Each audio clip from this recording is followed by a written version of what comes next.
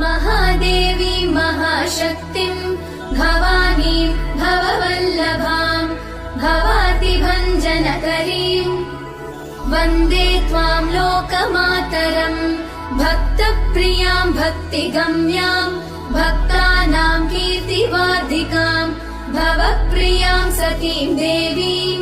वन्दे त्वां भक्तवत्सलाम् अन्नपूर्णां सदा पूर्णां पार्वतीं पर्वपूजिताम् महेश्वरीं वृषारूढां वन्दे त्वां परमेश्वरीं कालरात्रिं महारात्रिं मोहरात्रिं जनेश्वरीं शिवकान्तां शम्भुशक्तिं